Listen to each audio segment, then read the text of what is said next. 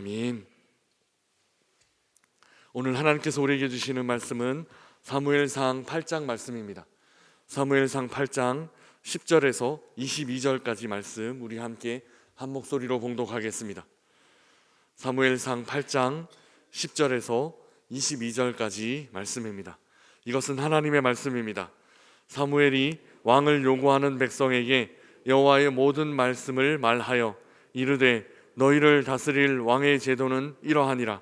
그가 너희 아들들을 데려다가 그의 병거와 말을 어거하게 하리니 그들이 그 병거 앞에서 달릴 것이며 그가 또 너희의 아들들을 천부장과 50부장을 삼을 것이며 자기 밭을 갈게 하고 자기 추수를 하게 할 것이며 자기 무기와 병거의 장비도 만들게 할 것이며 그가 또 너희의 딸들을 데려다가 향료 만드는 자와 요리하는 자와 떡 굽는 자로 삼을 것이며 그가 또 너희의 밭과 포도원과 감람원에서 제일 좋은 것을 가져다가 자기의 신하들에게 줄 것이며 그가 또 너희의 곡식과 포도원 소산의 11조를 거두어 자기의 관리와 신하에게 줄 것이며 그가 또 너희의 노비와 가장 아름다운 소년과 나귀들을 끌어다가 자기 일을 시킬 것이며 너희의 양떼의 10분의 1을 거두어 가리니 너희가 그의 종이 될 것이니라.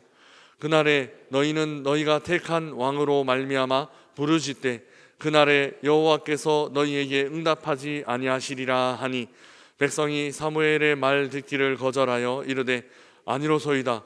우리도 왕이 있어야 하리니 우리도 다른 나라들 같이 되어 우리의 왕이 우리를 다스리며 우리 앞에 나가서 우리의 싸움을 싸워야 할 것이니이다 하는지라. 사무엘이 백성의 말을 다 듣고 여호와께 아뢰어 여호와께서 사무엘에게 이르시되 그들의 말을 들어 왕을 세우라 하시니 사무엘이 이스라엘 사람들에게 이르되 너희는 각기 성읍으로 돌아가라 하니라. 아멘. 사무엘상의 핵심 주제 중 하나는 들음입니다. 지난 월요일 새벽에 우리 전도사님이 듣는 마음에 대해서 설교해 주신 적이 있습니다.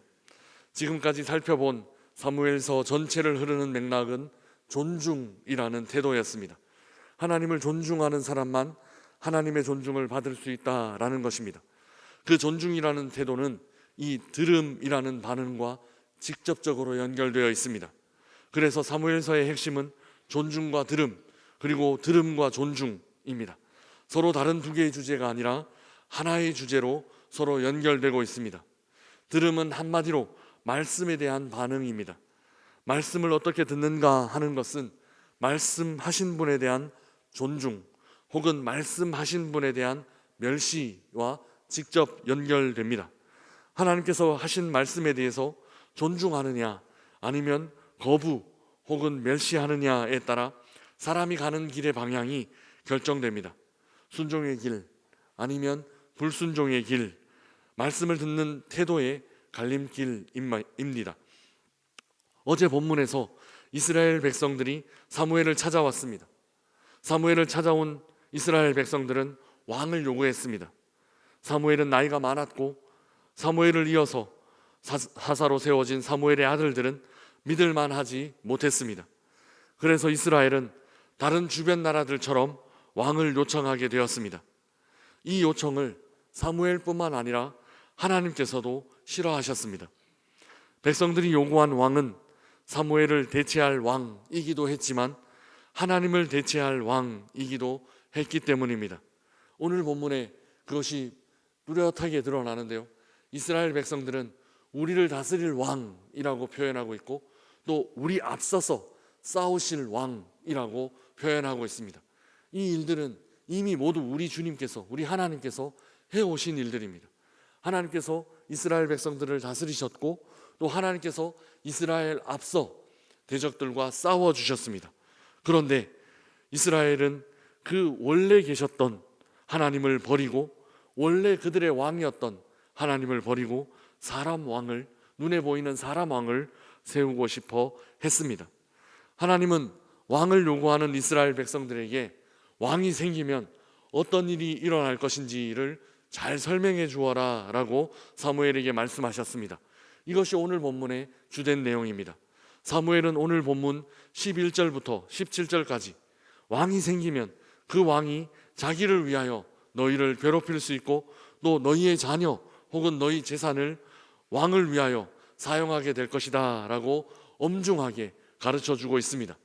결론적으로 너희는 왕의 종이 될 것이다 라는 말씀입니다. 우리 17절 말씀 함께 읽어보겠습니다. 17절입니다. 너희의 양떼의 10분의 1을 거두어 가리니 너희가 그의 종이 될 것이라. 아멘. 이스라엘은 하나님의 통치를 거부함으로 사람 왕을 세워달라라고 요청했습니다. 그들이 원하는 사람 왕은 결국 이스라엘 백성들을 자기 종으로 만들 것이다 라는 것이 하나님의 말씀이었습니다. 너희들이 세운 왕은 결코 너희들을 위하지 않을 것이라고, 그 왕은 자기 자신을 위하여 백성들, 너희들을 이용하고 압제할 것이라고 하나님은 사무엘의 입을 통하여서 사람 왕이 세워졌을 때 어떤 일이 일어날 것인지에 대해서 분명히 그리고 아주 엄중하게 경고하셨습니다. 그리고 이를 모두 알려주었기 때문에, 그러니까 사람 왕을 세웠을 때 어떤 일이 일어날 것인지에 대해서 미리 아주 상세히 가르쳐 주었기 때문에 그 후에 일어날 일에 대해서는 이제 너희 책임이다 라고까지 경고하고 계십니다. 그때에 너희들이 부르짖어도 응답하지 않겠다라고 단단히 아주 엄중하게 선언하신 것입니다. 18절 말씀 함께 읽어보겠습니다. 그날에 너희는 너희가 택한 왕으로 말미암아 부르짖되 그날에 여호와께서 너희에게 응답하지 아니하시리라 하니. 아멘. 하나님은 사사시대에 이스라엘이 부르짖었을 때에 항상 응답하셨습니다. 그리고 그 문제들을 해결해 주셨습니다. 그러나 이제는 상황이 좀 달라졌습니다. 왕이 세워졌을 때 어떤 문제들이 일어날 것인지 하나님은 상세히 미리 이스라엘 백성들에게 알려주셨습니다. 그리고 그 문제들이 일어났을 때는 부르짖어도 응답하지 않겠다라고 우리 주님 분명히 말씀하고 계십니다. 이는 듣지 않겠다는 경고입니다. 부르짖어도 듣지 않겠다라고 분명하게 말씀하시는 것입니다. 하나님이 이렇게 하셨으면 이스라엘 민족은 좀 알아들어야 합니다. 그런데 이스라엘 민족의 대답도 참 어리석게 단호합니다. 우리 19절 20절 말씀 우리 함께 읽어보겠습니다. 백성이 사무엘의 말 듣기를 거절하여 이르되 아니로소이다. 우리도 왕이 있어야 하리니 우리도 다른 나라들 같이 되어 우리의 왕이 우리를 다스리며 우리 앞에 나가서 우리의 싸움을 싸워야 할 것이니이다 하는지라. 아멘. 백성들은 사무엘의 말 듣기를 거절했습니다. 왕을 세웠을 때 모든 문제점, 어떤 어려움들이 새롭게 발생할 것이다 라고 미리 알려주셨음에도 그들은 왕이 있어야 한다라고 고집을 피우고 있습니다. 그리고 그 왕이 전쟁에 나가면 앞서 싸워줄 것이다라고 헛된 상상의 나래를 펼치고 있습니다. 여기 이스라엘의 들음의 실패가 나타납니다. 그들은 왕을 세웠을 때 이런 일이 일어날 것이다 라고 상세하게 하나님의 말씀을 들었습니다. 그리고 하나님께서 이 일을 좋아하시지 않는다라는 하나님의 마음도 들었습니다. 그럼에도 그들은 하나님의 말씀과 하나님의 마음 듣기를 거절했습니다. 그리고 어리석은 자기들 마음의 소리를 따라서 결정했습니다. 이제 하나님이 반응하실 차례입니다. 듣지 않는 이스라엘을 향한 하나님의 반응은 역설적으로 들으시는 것입니다. 그 고집 피우는 이스라엘을 그냥 들어주십니다. 그 떼쓰는 이스라엘의 그 떼씀을 그냥 하나님은 들어주십니다.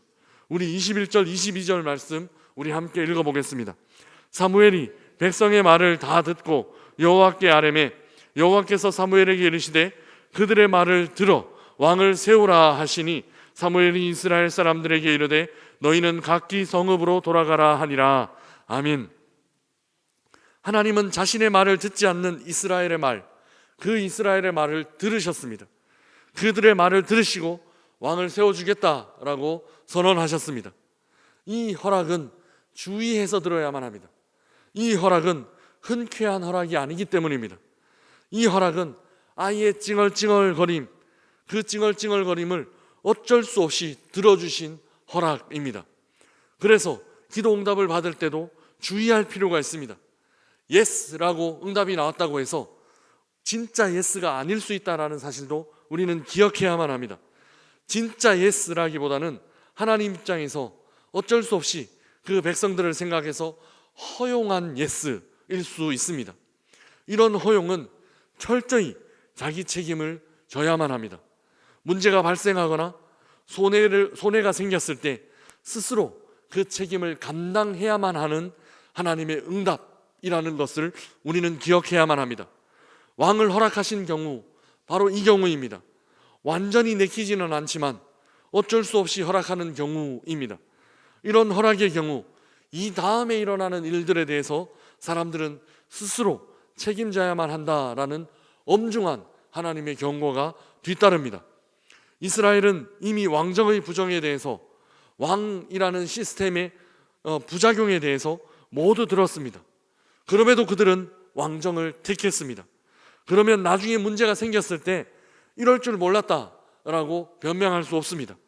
우리가 세운 왕이 이렇게 우리를 괴롭힐 줄 몰랐습니다 라고 변명할 수 없습니다. 문제와 부작용에 대한 책임이 오직 자기들에게 있기 때문입니다. 신앙생활을 할 때 이런 부분에서 굉장히 주의할 필요가 있습니다. 어떤 하나님께서 흔쾌히 허락하시지 않는 어떤 일에 대해서 우리가 떼쓰고 하나님께서 그것들을 주셨을 때에는 그것들을 굉장히 주의해서, 굉장히 조심해서 받아야만 하는 것입니다. 제가 원고에는 기록하지 않았는데 제가 유학을 떠날 때 하나님께서 딱 이 마음을 주셨습니다. 유학 꼭 필요한 건 아니야 라는 말씀을 주셨습니다. 그런데 너가 한번 해보려면 시도해봐. 그런데 그 유학 기간 동안에 일어나는 그 일들은 너가 책임질 수 있어야 돼. 어른처럼 책임질 수 있어야 돼 하는 그런 마음을 제가 유학을 떠나기 직전에 기도했을 때 하나님께서 딱 이 마음을 주셨습니다. 다 좋은 것은 아니지만 너가 이것들을 이겨냈을 때 하나님께서 어떤 부분에서는, 일정 부분에서는 좋은 부분도 있을 거야. 그러나 나는 흔쾌히 허락하는 것은 아니야 라는 마음을 유학을 떠날 때, 유학을 두고 고민할 때 하나님께서 딱 이런 마음을 주셨습니다. 그리고 유학 기간 내내 굉장히 어려운 일들을 많이 겪었습니다. 그러면서 한 걸음 한 걸음 그 하나님의 섬세한 손길들을 더 깊이 경험할 수 있는 시간이기는 했습니다. 그러나 만약 제가 하나님 말씀을 그 흔쾌히 허락하시지 않는 하나님의 말씀, 그 말씀 듣고 한국에 남아 있었더라면 하나님께서 또 다른 길로 인도하지 않으셨을까 하는 생각은 하게 됩니다. 하나님께서 우리에게 주시는 것, 그것이 가장 좋은 것입니다. 주시지 않을 때는 그 이유가 있습니다. 다른 것을 주실 때, 내가 원하는 것 아니라 다른 것을 주실 때 하나님께서 나름 이유가 있을 것이다 라는 것을 믿어야만 합니다. 그래서 진짜 믿음은 하나님께서 주실 것이다 라고 믿는 것이 아닙니다. 그것은 진짜 믿음이 아닙니다. 주시지 않을 때, 주시지 않는 하나님을 믿는 것이 진짜 믿음입니다. 내가 원하는 것이 아닌 다른 것을 주실 때, 내가 원하지 않는 다른 것을 주시는 그 하나님을 믿는 것이 진짜 믿음입니다. 나보다 나를 더 잘하시는 하나님, 나보다 더 나를 위하시는 하나님, 그래서 그것을 주시는 하나님을 의지하는 것이 진짜 믿음입니다. 이 부분에서 이스라엘은 아직 어립니다. 사리분별을 하지 못하고 자기가 아는 세상의 범위 안에서 떼쓰고 또 조르기만 하는 아이처럼 행동하고 있습니다. 이 떼쓰고 조르는 행동 때문에 하나님은 허락은 하시지만 이후에 큰 어려움, 문제에 빠지게 될 것입니다.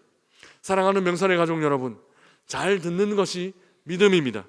하나님께서 말씀하신 것은 우리를 위한 것이다 라는 믿음, 하나님께서 말씀하신 것은 우리에게 가장 좋은 것이다 라는 믿음, 그 하나님을 믿음으로 말씀을 듣는 태도가 바로 성숙한 신앙인의 모습입니다. 하나님께서 우리에게 항상 말을 걸어오십니다. 그리고 자세하게 설명하시고 또 설득하십니다. 그런데 우리는 듣지 않습니다. 이미 답을 갖고 왔기 때문입니다. 내가 가져온 답과 하나님의 말씀이 다르면 우리는 듣지 않으려고 합니다. 그래서 응답이 없다 이렇게 생각합니다. 그러나 그렇지 않습니다. 이미 하나님은 응답하셨습니다. 내가 생각하는 답이 아니니 받아들이지 않는 것일 뿐입니다. 하나님은 이미 응답하셨습니다. 그러면 그 하나님의 응답에 우리의 마음을 맞춰갈 필요가 있는 것입니다. 우리가 가진 것은 답이 아닙니다. 우리가 가진 것은 그냥 질문일 뿐입니다. 답을 가지신 분은 하나님이십니다. 듣기를 거절한 사람들은 자기들이 답을 갖고 있다라고 착각하는 사람들입니다. 오늘 하루 하나님께서 우리에게 주시는 하나님의 답을 발견하시기를 바랍니다.